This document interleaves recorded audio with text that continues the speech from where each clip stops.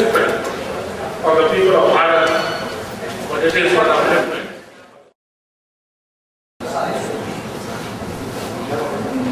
The aim of the Yatra is to meet our brothers and sisters all over the world and to spread the message of this beautiful culture, our beautiful land. The message was given by our seers and sages ages ago. The whole world is one family.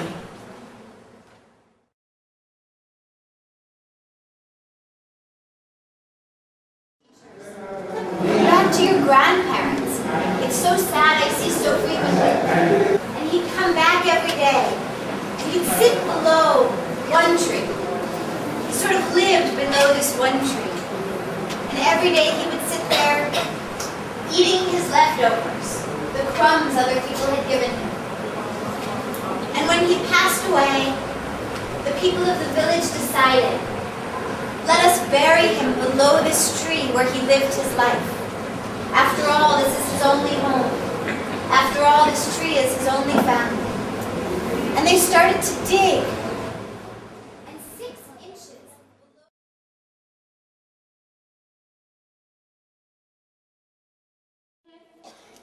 कि हमारा धर्म और संस्कृति खतरे में है, क्या इसके लिए हम जिम्मेदार नहीं? अगर वो सपना संजोती है, इस सपने को साकार करने के लिए दोहरी तेहरी चौहरी सारी जिम्मेदारियां संभालनी ही होंगी। हमारी जिम्मेदारी बच्चे को जन्म देना, उसको संस्कार देना। हमारा घर होम और हाउस में फर्क होता है और घर और मकान में फर्क होता है। मकान ईंटों का खड़ा किया जा सकता है, लेकिन वो मकान घर तब तक नहीं बन सकता जब तक वात्सल्य, ममता, करुणा, प्रेम ये सब कुछ अपने हृदय में समेट कर उस घर के केंद्र में कोई स्त्री विराजमान नहीं होगी। तब तक वो घर नहीं मकान रह जाएगा। और मैं निवेदन करना चाहती हूँ, अगर आपने इस दोहरी तेहरी चौहरी दायित्वों को अपने ऊपर लिया है तो इसको निभाने का तरीका हमको सीखना होगा। हमको प्रकृति ने बहुत कुछ दिया है। आपने देखा होगा पुरुष जल्दी मर जाता है क्योंकि पुरुष अपने भावों को व्यक्त नहीं कर सकता, वो प्रेम में रो नहीं सकता, वो अपनी भावनाओं को व्यक्त नहीं कर सकता, इसलिए उसने दमन किया है अपने आप का। वो भीतर बहुत सारी ग्रंथियों को लेके जीता है और बहुत समय तक जी नहीं पाता। लेकिन प्रकृति ने हमको ये सुविधा दी है, हम प्रेम व्यक्त कर सकते हैं, हमारा भाव है तो आंसू बह सकते हैं, हम करुणा से पुकार सकते हैं, हम अपने से बड़े किसी श्रेष्ठ को देख के अपने चित्त को, अपने शरीर को, अपने तन को, अपने मन को समर्पित कर सकते हैं। स्त्री को प्रकृति ने, प्रभु ने बहुत कुछ दिया है जिसको शायद किसी पुरुष को तो सपना भी नहीं ले सकता कि उसे क्या मिला है।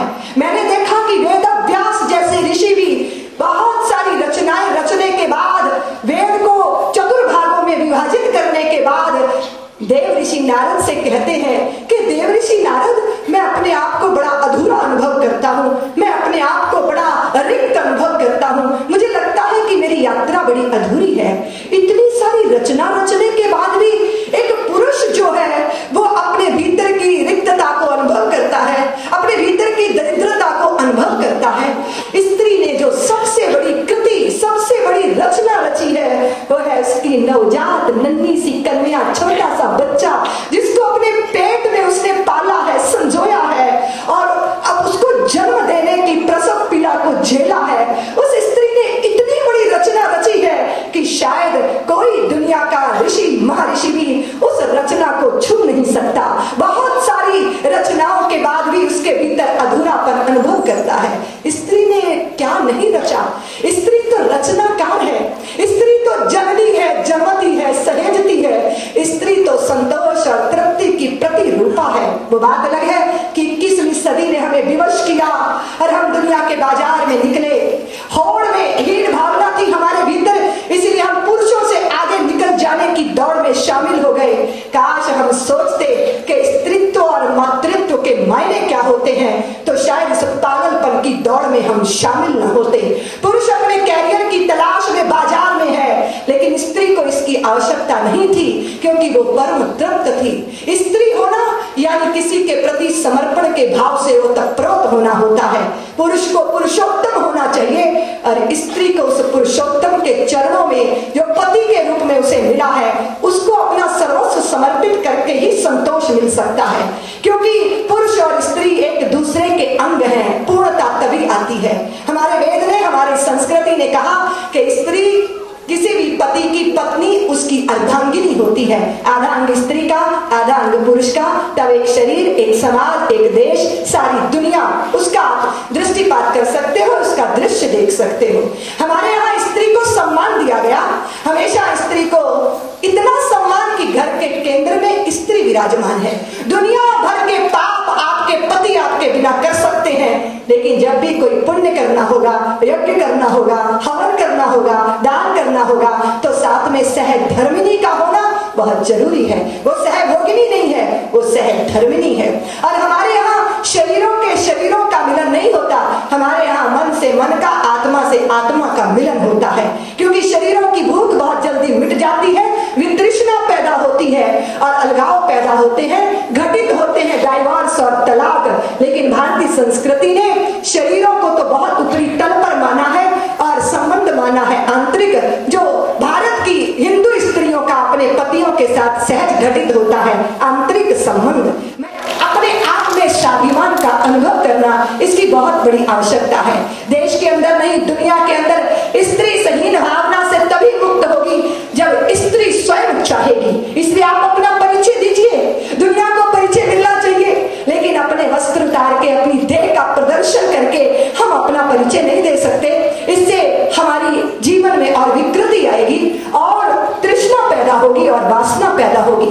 भारत की हिंदू की नारी अपना परिचय देती है, मेरा परिचय इतना कि मैं भारत की तस्वीर हूँ, मातृभूमि पर मिटने वाले मत वालों की पीर हूँ, उन वीरों की दुहिता हूँ जो हंस झूला झूल गए, उन शेरों की माता हूँ जो रण प्रांगण में जूझ गए। मैं जीजा की अमर सहेली, पन्ना की प्रतिछाया हूँ, हारी की हूँ अमिट निशानी, मैं जसवंत की माया हूँ, कृष्णा के कुल की मर्यादा, लक्ष्मी की शमशीर हूँ, मेरा परिचय इतना कि मैं भारत की तस्वीर हूँ। कालिदास का अमर काव्य हूँ, मैं तुलसी की रामायण, अमृतवाणी हूँ, गीता की घर घर होता पारायण, मैं भूषण की शिवा बावनी, आल्हा का हुंकारा हूँ, सूरदास का मधुर गीत में मीरा का एक तारा हूँ, वरदाई की अमर कथा हूँ, रण गर्जन गंभीर हूँ, मेरा परिचय इतना कि मैं भारत की तस्वीर हूँ। भारत की तस्वीर, हिंदू संस्कृति, हिंदू धर्म हमें क्या सिखाता है? अगर दशरथ के साथ कैकेयी युद्ध के मैदान में है, तो फिर आप चुनौतियां क्यों नहीं स्वीकार कर सकती? अगर मंडालसा अपने पुत्र को लोरी देती है, शुद्धोषी बुद्धोषी निरंजनोषी संसार माया परवर्जतोषी, तो फिर आप अपने पुत्र को ज्ञानी क्यों नहीं बना सकती? अगर लक्ष्मीबाई 1200 अंग्रेजों के मुंडों को काट काट के मां भारती की दौलत बांट देती है, झांसी की रानी अपनी ममता को छाती पे नहीं पीठ पर बांध के, तो फिर आप शत्रु के दांत क्यों नहीं खट्टे कर सकती? अपनी शक्ति को, अपनी क्षमता को, अपनी योग्यता को जागृत करना आज का युग धर्म है। मैं सारी माताओं से, बहनों से निवेदन करना चाहती हूँ कि आप स्वाभिमान जगाइए, आप जीना सीखिए, आप जीना सिखाइए।